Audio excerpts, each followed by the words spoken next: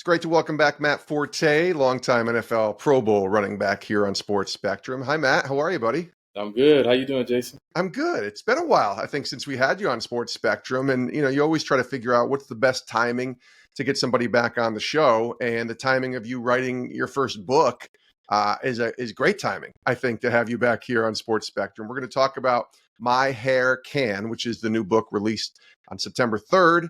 In a second. First, let's always start where we want to start with here on this show, for me at least. That's keeping the focus centered on Christ. Tell me about Jesus right now. What's he been showing you? What's he been teaching you? What's your walk with the Lord right now feeling like for you? Yeah, it's been continual journey. Obviously, what I've been learning is that salvation is free, obviously, but sanctification is going to cost us. And so I've been walking through maturity, increasing that and growing in the Lord, and then just growing in His Word. One of the things I've been meditating on recently is the Bible verse of Jesus when He tells those that His true disciples are those who abide in Him, and His Word abides in Him, and He abides in them. And to be able to do that, you have to be constantly connected to Him, through His Word, through listening to.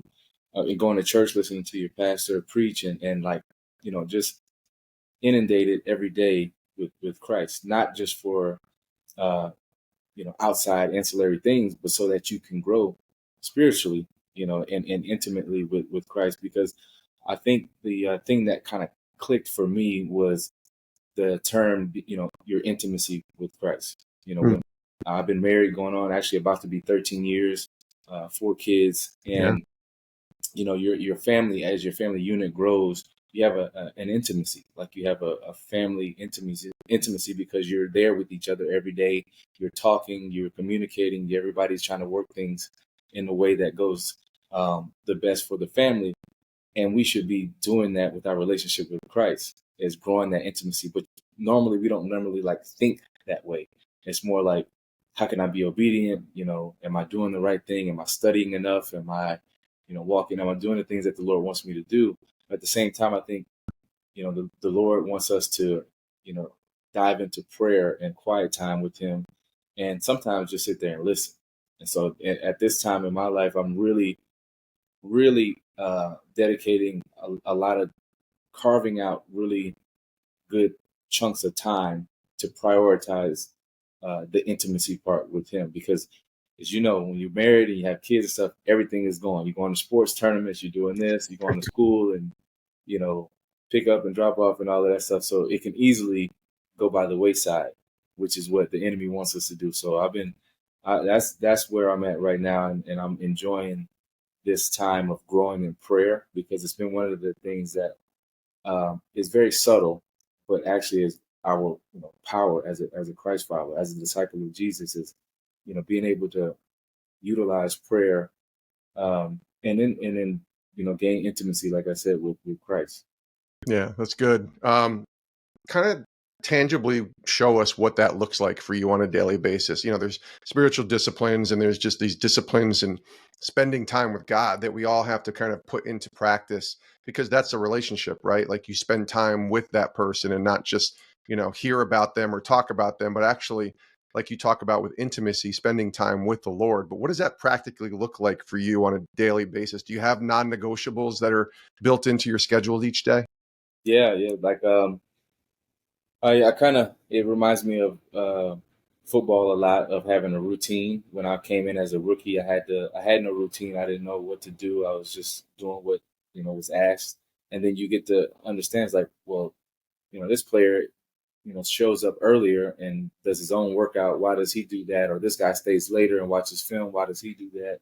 And he's successful. And the guy that doesn't show up or doesn't take care of his body, he's not as successful. Okay, let me implement some of these things that maybe could work for me. And you end up finding a routine.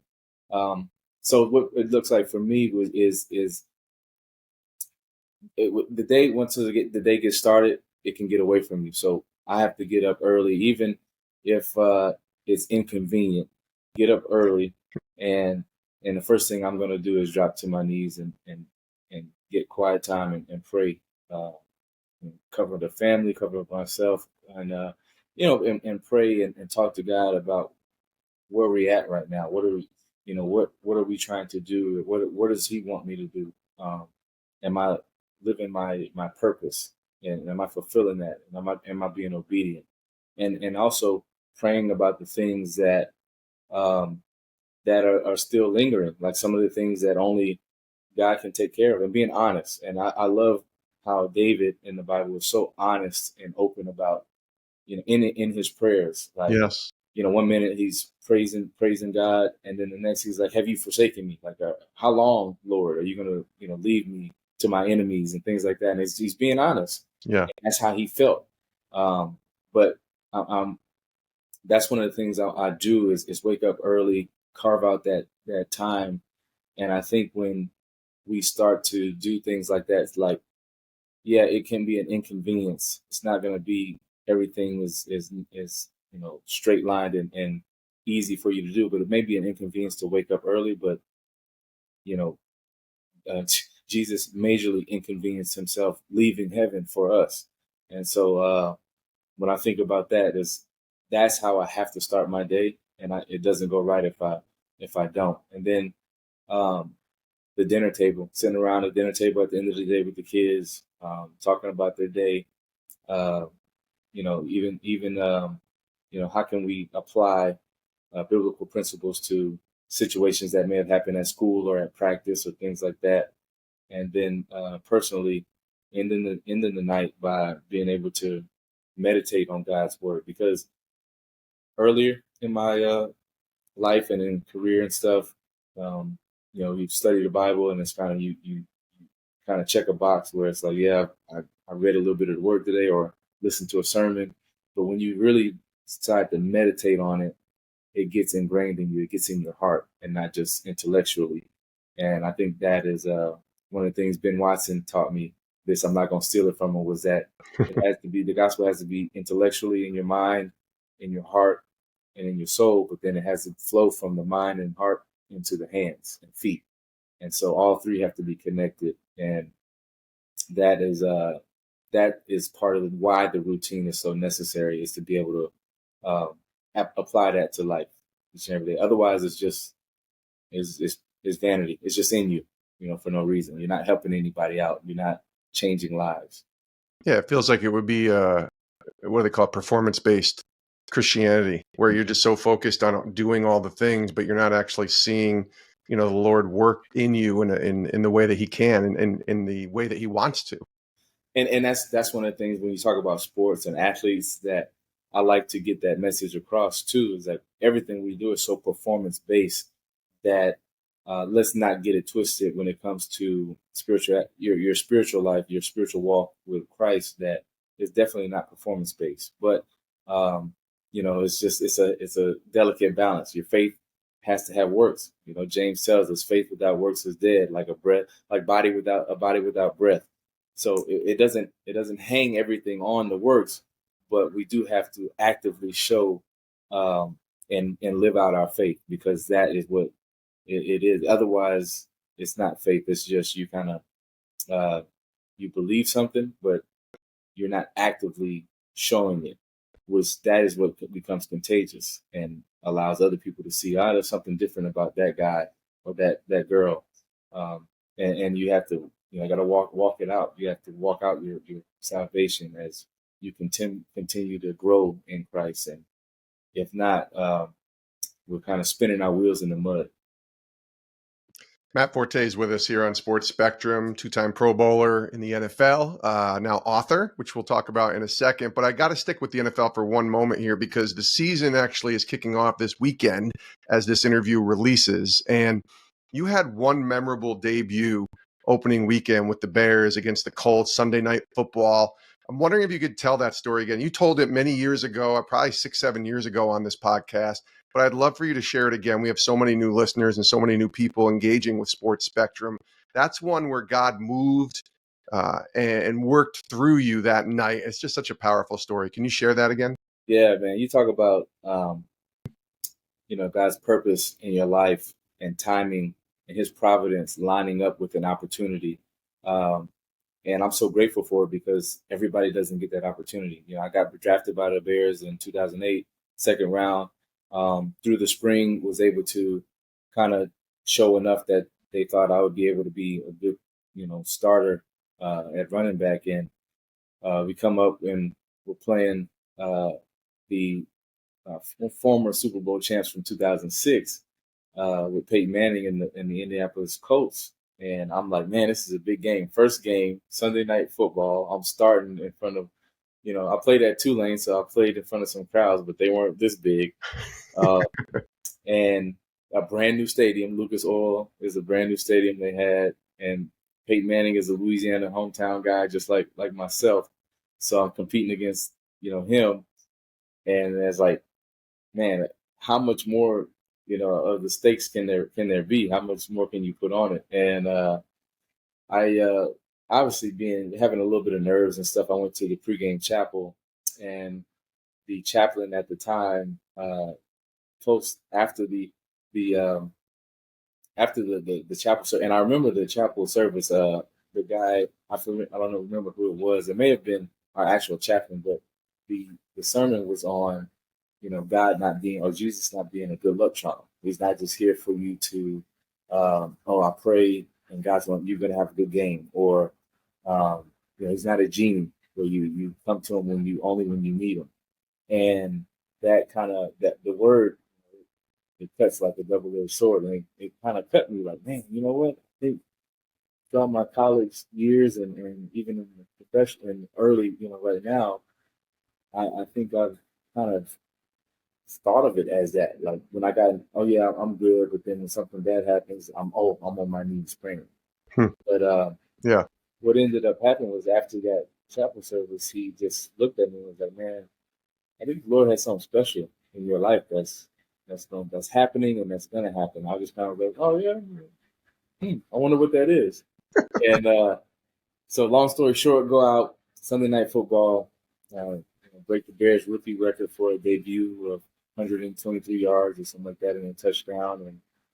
And best part about it, second best part about it was my both my mom and dad were in attendance at the stadium and got to see, their son run a touchdown, and we won the game and to break some records. And at the end of the game, they had the horse trailer player of the game, and I was like, this is what he was talking about. And this is the opportunity for me to share my faith a little bit and share, breaking records are cool. Being a starting running back, and a lot of Bears fans are excited because this is the beginning of the season. They think, the first win of the season, okay, every game's going to be like this. And they stick the camera and the microphone in my face, and I say, well, I can't take credit for this on my own. I have to give my Lord and Savior Jesus Christ credit, because I would not be here if it weren't for him. I wouldn't have the talent to do this if it were not for God who made me. And I shared my faith like on camera that way.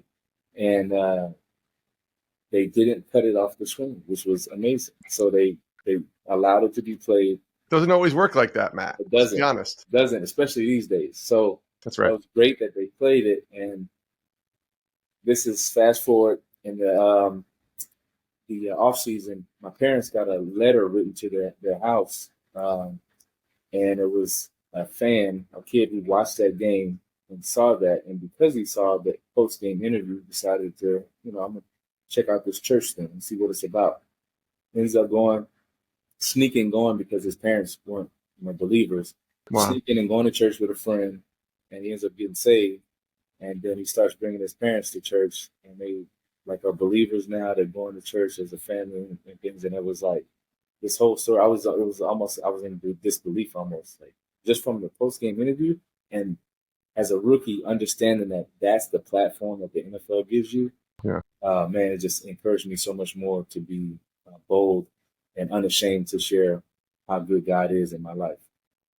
I love that story. I'm so glad you shared it again. And I wish more people, especially more athletes and maybe people, as you come in contact with them and talk to them, you can keep sharing this story, because I don't think athletes really truly understand the impact that they have. I'm sure they do on some level, and, influence that they can have, especially on the younger generation. But if you're proclaiming your walk with Jesus and you have a little guy who's watching you play and rooting for number 22 with that Bears helmet on, and that can be the legacy. Forget the fact that he bought your jersey or he watches you on TV, but the fact that his legacy now and his eternal destination, if you will, can be changed because he heard you say something on TV. How many more outspoken followers of Jesus could there be that could really make an impact for so many people that are admiring and looking up to these guys? I'm sure as you went along in your career and even where you are now post-career, that's got to be something that sticks with you. Yeah, absolutely. I mean, it really is true. John 8:32. You shall know the truth, and the truth will set you free.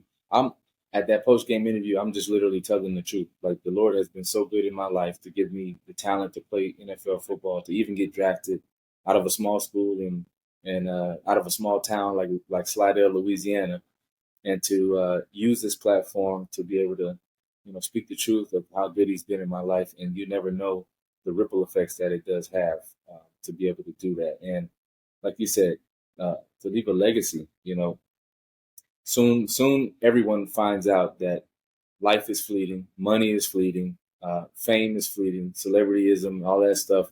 You may have influence in a certain way. All of that stuff is so fleeting, and it's here today, gone tomorrow. But the Lord's word is forever, and His word over your life is forever. And so it's so important to speak that, especially as athletes who have a platform and are able to do it. The Lord has given us that platform for a purpose, and we have to steward it in a way that glorifies Him. That's what we were created to do. Uh, you know, Football is what you do right now, or whatever sport it may be. That's what you do right now. But who you are in Christ will be forever. That's for eternity. And we have to make an internal impact on other people's lives by glorifying Him. Yeah, it's good. There's a responsibility there for those athletes. I want to ask you one more football question, and I want to get to the book. Do you have a favorite memory outside of that? I can't imagine you could have a greater memory than your first game ever and having that moment like that. But is there another moment, especially as Bears fans are excited, right, about this upcoming season and about the future of the Bears franchise? I know you still live in Chicago. You still have a lot of connections within that organization, and there's a lot of excitement around it. But for you, as maybe Bears fans listening, do you have a favorite moment as a Chicago Bear outside of that debut? Absolutely. For some reason, the Colts have been really good to me. So in 2012, we had opening day in Soldier Field this time. And everybody, I don't know about most players, but for me, opening day, I love a home game. And especially in Chicago, because the weather, you already know the weather's going to be amazing and the stadium's going to be filled. And this Soldier Field is one of the smallest stadiums in the NFL, but when Chicago packs it, it makes it's so kind of on you that it gets really loud, and it's amazing. So this is my 5th year in the league. Home game against the Colts again. I think Andrew Luck is their new quarterback now. Yep. And, so everybody's excited about that. And my parents I get them tickets to the game, and usually it's in the family section. And for some reason, they're on the very front row. Those are good seats too. The end zone. They're like very front row in the end zone of the locker room where we come out too. Okay. And I was like, oh man, I don't even know how we got those tickets. I was like, well, I have to score today in this end zone too. So we ended up starting the first half going the opposite way. So then halftime comes and we start going the other way. I was like, it's time. Like we played really good, and then we start driving the ball, get down close to the red zone, and then I get a run call that's probably from like the 10 or 12-yard line, and I run it in and score. And the first thing I'm doing, I'm like, I got to get the ball to my parents, so I go and run up to them, and there's a picture that I have, and it's me mid-reach handing the ball to my dad, who played at Tulane as well, and he didn't get to play in the NFL, so it's kind of like him vicariously living through me. Yeah. In the game, and my mom's, sitting there with this look on her face, so proud of her, of her youngest son. And that picture is like, that's one of the greatest moments. Like, there's the crowd, everybody's cheering. I've got the end zone, myself, mom and dad, and then there's a little bit of the skyline of Chicago you can see a little bit. So I was like, yes, and it was a beautiful day. So that's one of the best memories. I love that story. And real quick, as we're doing this live here, I'm looking this up because I have a feeling, you might even know this, that the Bears play the Texans this year again, because I believe it's set up that way. I'm going to look right here. I'm not the Texans. I'm sorry, the Colts. So it's third week of the season, Sunday, September 22nd, Bears at Colts. So there you go. This Okay. is another year where the Bears and Colts are playing. It doesn't happen that often, Matt, but apparently there's some kind of connection there. So we'll see what happens this season for sure. Yeah, yeah. I'm hoping that they go to Lucas Oil and the rookie Caleb and all the other guys and the other rookies that have been drafted too. Yeah. They start to get their feet wet by then and show out. They can have a moment like you did. Hopefully, that would be pretty cool. Returning to Indianapolis and then having a great rookie moment like Matt Forte did. All right, last thing I ever thought I'd call you. I don't know why, but I guess I didn't see this coming. Having known you for many years, we didn't really talk about this. But you are a children's book author now. The book's called My Hair Can. It Yeah. released September 3rd. I want to hear more about how this even came about. Please share. Yeah, I mean, it is a faith story as well, so I'm happy to tell it. It's My good. wife's favorite verse is Romans 8:28, and it's for God causes all things to work together for the good of those who are called according to His purpose and who love God. And uh, this is one of those moments where, yeah, you can love a Bible verse and you can remember it and recite it, but what happens when life happens and you have to apply it to life? And Yeah. have to tell yourself or recite it to yourself. Um, and this was one of those moments. My daughter, Nala, who is 11, but at the time she was, I think, 6. And she was at school, and a young classmate of hers made a comment about her skin color and her hair. She Hmm. has curly hair. Her mom has more straighter, wavier hair. And even since birth, and since she was able to walk and talk, we've always encouraged her about her hair and her curls. And I know how the world is, so does she. So we wanted to edify her as well, because some people have beautiful curls, natural hair, and they straighten it because they see a different look. I want to look like that, but my encouragement and the reason that we wrote this book was to take a negative and see how God can turn it into a positive.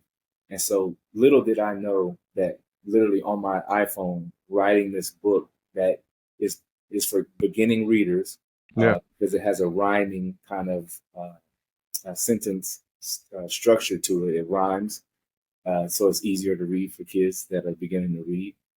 But it also allows them to see themselves as valuable in God's eyes, and for them to value themselves and to value the differences of other people Hmm. and to value their own uniqueness. And what the Lord has spoken to me is like, when it comes to young people, when it comes to kids, they immediately notice differences. If I come in, if I shave off my entire beard off, my kids are going to jump back like, "Who is this guy? I don't even look." They Yeah, notice differences. totally. But when you notice a difference in yourself and you're able to look in the mirror and say, "I love what God has created, and this is me. This is who I am. God made me this way," you can value the differences of other people as well. You don't point them out and be like, "Well, what is that?" or "I don't like this because they're not like us." You're able to value yourself, but you value other people, and that's the premise behind the book. So Nala, had a rough day at school, and some comments were made, and she, we talked to her about it, and we talked to her about how life isn't fair, and people say things, and but the Lord is the one who can only He created you, so He's the one who places His value and identity on you. So your identity has to be rooted in Christ, and it was a great lesson to teach her, but also something fun to do that me and her could write this book together, and then basically almost 6 years later, basically it gets published and picked up by Tyndale and Tyndale Kids, and so it was amazing that they it literally was sitting on my iPhone. I have to give credit to my friend, and we go to church with him too, Esau McCauley, who's an author, a real author. Yeah, I know who he is. That's Uh, awesome.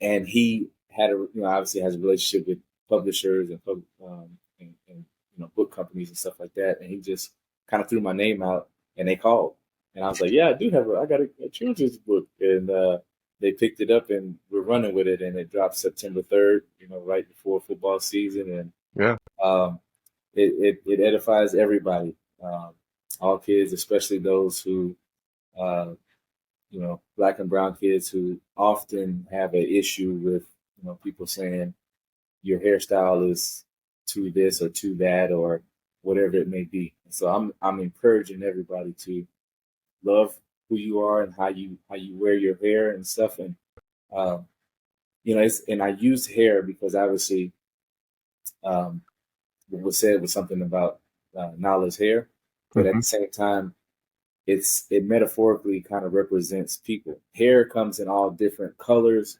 shapes, sizes, and textures and shapes, just like humans, like people do. Yeah. People come in. You're everybody's unique. Nobody's made exactly the same. Even if you look at a set of twins, they have different character and personalities. And there's often even identical twins. There's one little thing that you can tell is different about them. Their fingerprints aren't the same. Nobody's fingerprints are the same. So everybody has their uniqueness that they're created by God, and I want people to love that and embrace that. I love that. Yeah, it reminds me, like, love God, and then the second part of that is to love your neighbors as yourself, which means you can love yourself too. Which I love that you're teaching that not only to your daughter and to your kids, but also encouraging that in this book. It's like, hey kids, it's good to love others. We got to love God first, but then to love ourselves too, because if we don't love ourselves, we can't really truly love others. I believe that, and I think as we've watched, life kind of happen all these years, as especially being a dad myself, I love that there's a book like this out there now for kids to kind of be not just to help them learn to read in the beginning stages of reading, but to have a great message shared with them about not only the faith aspect, but about seeing people as God would see them, as his creation, which is beautiful. So I love this. It's called My Hair Can. It's out September 3rd. And Matt Forte is our guest here on Sports Spectrum. Author Matt Forte. That's just got to feel a little weird, doesn't it? It feels good because Feels good. Yeah. that's etched in stone now. They can't take that away. They can't take that away. So I tell people, I wrote two of them. I tell people, listen, you can never write a book again, but if you do it once, you are an author forever. add it to the profile. That's right. Put it on the resume, put it on the profile on Instagram, whatever that might look like. All right. Last question as we wind down here, and I'm excited about the book, excited for the football season, certainly. What's been the prayer that you've kind of given to God in your life lately? Like, what have you been thinking about as you talked about prayer being so important? And I think different seasons of life, covering your family, like you mentioned, making sure that you're aligned properly with him. But I think all of us kind of have specific prayers or different prayers. For me, it's been to create in me a clean heart. I've been asking God that every single morning, and renew a right spirit in me. That's right from Psalm 51. What's been the prayer that you've been kind of giving to God lately? To cast all my cares upon him. Yeah, Um, it's good. I think at this point, when you are retired from what you used to do your entire life, some people do struggle in transition of who am I now? What can I do? And um, what should I be doing? Or purpose, my identity, and things like that. Um, I'm rooted in that, but at the same time, you can get a little crossways if you don't if you think you're trying to control everything as far as like, man, I'm trying to you got to balance a lot. I got a wife and kids, and how do you make income now? What do you do this way? But casting all my cares upon him, and not and being anxious for nothing. That's two different verses, but they go together. Being anxious in nothing, but through prayer and supplication with thanksgiving, making our requests to God. He literally tells us to give him our requests, and his peace, the God of peace, will guard our hearts and our minds. So my prayer has been to cast my cares upon him and not be anxious and have anxiety about different things and trying to control everything, but casting my cares upon him because I know his yoke is easy and his burden is light. And that, even though it may be a big problem in our lives. All big problems are little problems to God, and that has been my prayer, and I've been walking strong on that for a while, and I've been meditating on that. It helps me each and every day. Yeah, that's really good. He is Matt Forte. Of course, we can't forget about What's Your Forte Foundation, the great work you do with that. So God's keeping you busy, my friend. And of course, Danielle and the babies and all of the work that you just go into being a great dad and husband. Good to see you, my friend. I hope we'll be talking to you a lot more sooner than later, and excited for My Hair Can. And thanks for joining us, buddy. Always a pleasure, Jason, man. Appreciate it. Hey, thanks for watching Sports Spectrum here on YouTube. You can click our next video, or you can check out our website, sportsspectrum.com.